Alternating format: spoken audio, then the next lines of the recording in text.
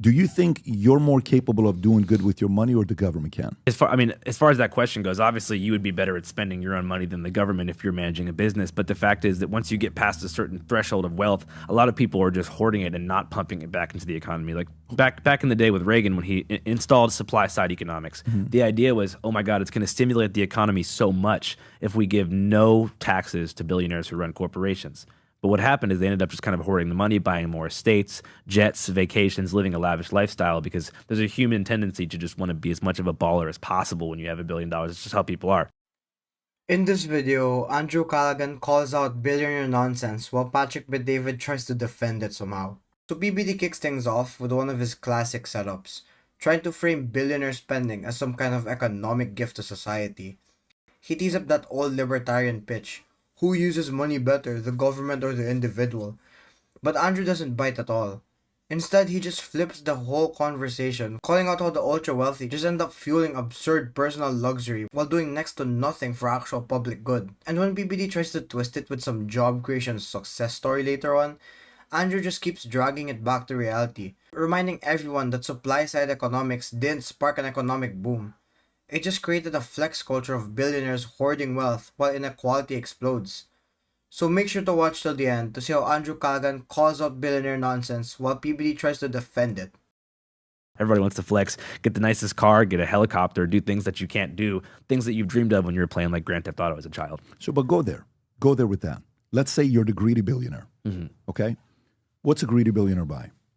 Oh, damn. Just You're tell asking me, like, you what would I buy if I was a greedy What net worth do billionaire? you want to do? You want to do 100 million, you want to do billion, or you want to stick to billionaires? Yeah, let's stick to people who are making, multi-billion dollars every year. How about let's say billionaires and up? Okay. What does a rich billionaire buy? What things do they buy? Well, what first thing that comes to mind for me is a pool, like an infinity pool that bleeds directly into the Pacific Ocean. Beautiful. A fleet of jet skis for all of my friends. Okay. So we can kind of travel. I love it. Keep going, bro. Corporate real estate on the water, so we can jet ski from the house to work. So far, we got infinity pool on the water at the Pacific, Ocean.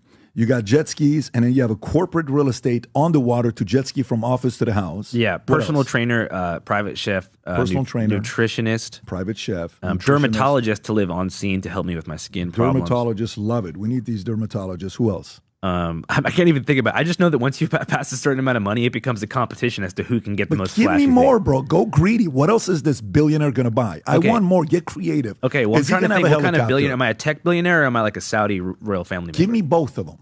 Okay.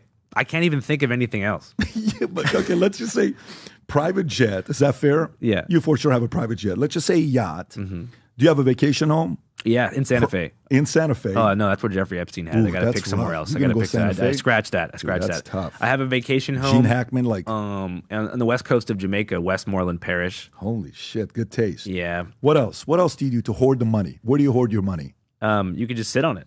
What do you sit on? Like what bank? Well, what a lot of billionaires do is they use their money to kind of like use the legal system, civil court in particular, to bully people who talk badly about them. Yeah, but that's like... it's happening to me right now. Yeah, I get that part, but I'm saying, what do they buy? But let's even say that. So that means they hire a PR firm and lawyers, right? So they hire PR firms and lawyers, okay? Do they buy expensive watches? Yeah, I think so. I mean, I personally wouldn't buy a watch. But they probably do it. Yeah. Crazy. I don't know why they do this kind of stuff. What else? What else do these guys buy? I feel like I'm being set up right now. Where does this end? This is where I'm going with this. If there's something that I don't know about billionaires, I want you to tell me.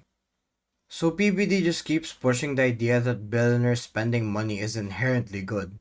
Like just the act of buying jet skis or hiring a chef somehow justifies the entire system. And instead of shutting it down directly, Andrew just plays it way smarter. He leans into the fantasy just enough to let it collapse under its own weight. He starts rattling off stuff like an infinity pool bleeding into the Pacific, a jet ski fleet for commuting to beachfront corporate real estate, and PBD loves it. He repeats the list back like it's proof billionaires are creating jobs, but he totally misses the sarcasm baked in every word Andrew says. And the deeper they go, the more insane it just gets. Andrew just casually drops in a private chef, personal trainer, live-in dermatologist, and then throws in the real things like legal bullying and PR firms, pointing out how billionaires use their money to just shield themselves from criticism. It's not just spending, it's power hoarding. And PBD just basically waves it off, circling right back to how the money flows because banks just lend it out. Like, bro, we're talking about extreme wealth inequality, and your rebuttal is, well, Chase Bank recycles cash. Andrew just paints the picture here. He's showing you what billionaire hoarding looks like in real life. And the more PBD treats it like a win, the more obvious it gets on how disconnected this entire defense is from actual economic justice here. I tell you what it is. Here's how I process it. So if they have an infinity pool, does it have to be maintained? Yeah, but okay, I see what you're saying. There is pool staff that needs to make sure the water there's not too much chlorine going into the ocean. Do they have to be maintained though? Somebody has to take care of it on a weekly basis. To build an infinity pool, Rob, how much, put average price of building an infinity pool in Malibu, okay? Let's just, average price of infinity pool building in Malibu, California. Yeah, California. Let's just say what it says, price point, 250, 500, 200. I don't know what the number's going to be. Give us a price point on infinity pool, estimated cost $65,000 to $150,000. That's actually a lot less expensive than I thought it would be. And watch what it says. In the luxury infinity pool, $150 can exceed to $500,000. That's a lot of jobs that people are going to get paid. Okay, if you buy jet skis, let's say it's $25,000 for a good jet ski. That's a lot. That's a lot. But you're right. For a good jet ski, you're creating a job. And you need to get 6 to 8 so that you and your core employees can commute to work together like some kind of fleet. That's right. We got to do it the right way. You can't screw around with this one here. Headquarters, corporate headquarters on the water. Expensive. Construction workers, plumbers, electrician. It's a lot of jobs being created, right? If you have a private personal trainer, that's a job you're creating. Yeah. If you have a chef, that's a job you're creating. Okay, I get the point you're trying to make. Yeah. People should be able to get nice things for themselves if they work super hard. But I'm not the kind of guy who's like, if you work hard, you have to. Yeah. You should give all your money to people who are on the lower income. Yeah. I'm just saying that like the specific tax rate should be a little bit higher, not ridiculously higher, but higher enough to where they can have substantial social welfare programs. My biggest challenge with that is even the greediest of the greediest who goes and is like flaunting a big ass platinum gold chain that they're putting around their neck that they bought for whatever that somebody took 3 months to build. No matter what it is, the money is flowing. Even if they put the money in the bank and they're sitting on it, the bank is lending it back to somebody. So money's always working. Chase is not going to let money stay in the bank. Yeah. The moment you put money in Chase, guess what Chase is doing? Chase is lending it to somebody ASAP. They don't want the money to stay in the bank. They're not making money like that. So no matter what you do, the basis of this question for me goes, who's going to do better with the money? Giving it to the government, because you said what right after when I said taxes, you said in California, what did you say? Let me go back to it. You said in California, the taxes that you're paying 45%, but then at the same time, taxes are not being used effectively. Right. How much of that are we going through right now? Well, I mean, on the inverse, and what do you think will solve the problem of the extreme poverty and wealth inequality in the country? Well, let's see. California's been trying to do it.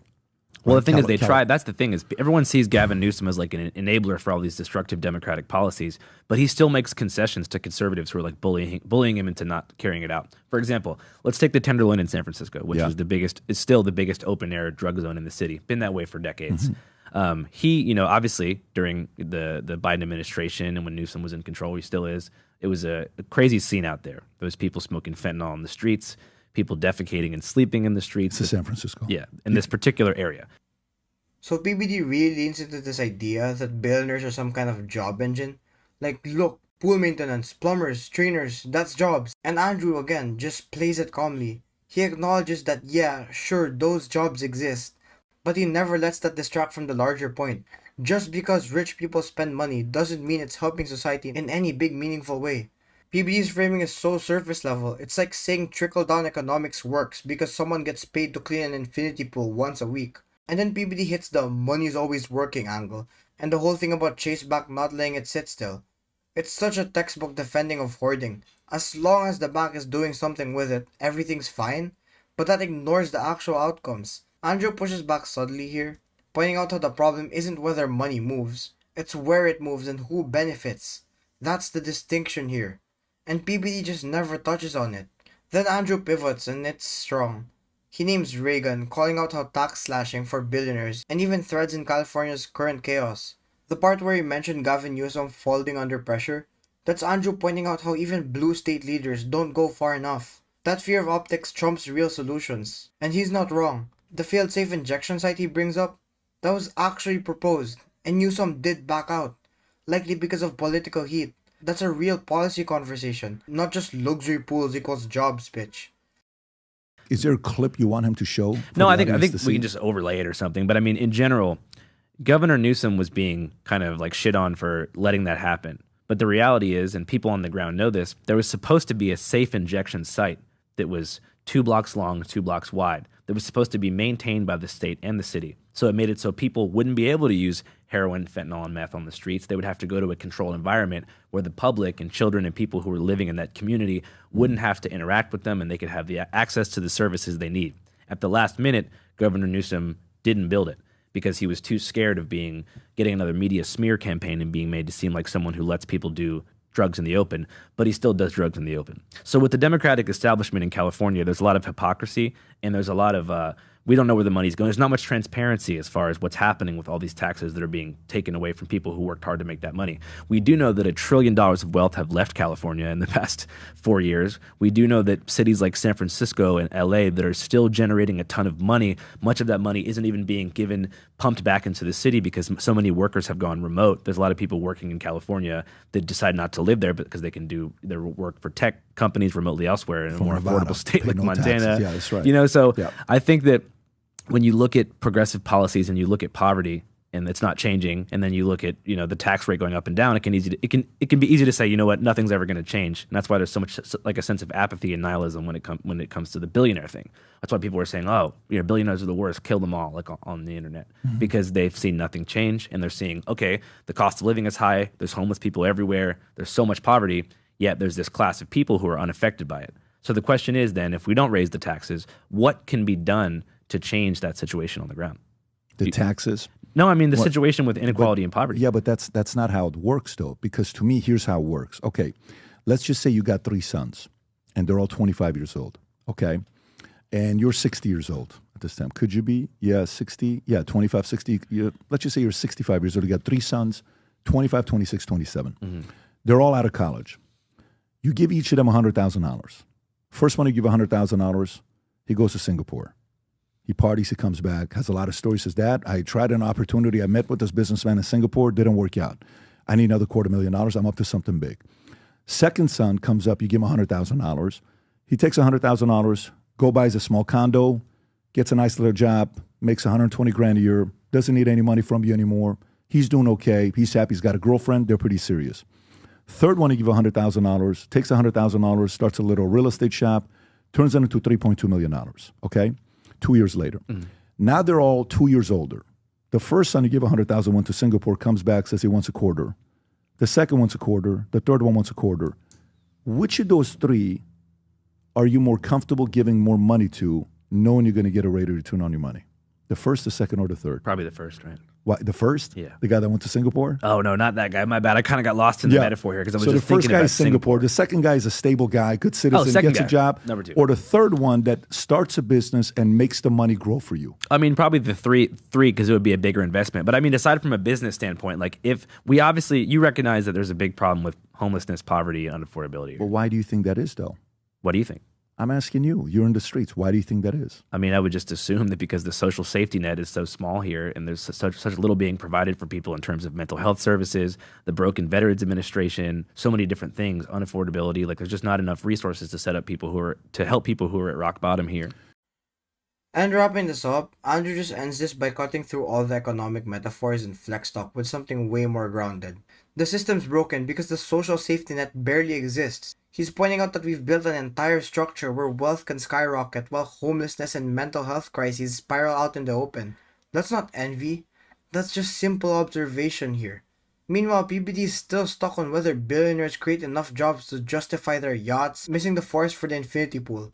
He turns every question about inequality into a defense of personal success, like redistributing wealth is some moral betrayal instead of a functional fix. That pivot is just not a real counter. It's just distraction. Andrew just keeps pointing to real inequality, and PBD just keeps spinning, dodging facts to defend his bias. That's not debate, that's just agenda.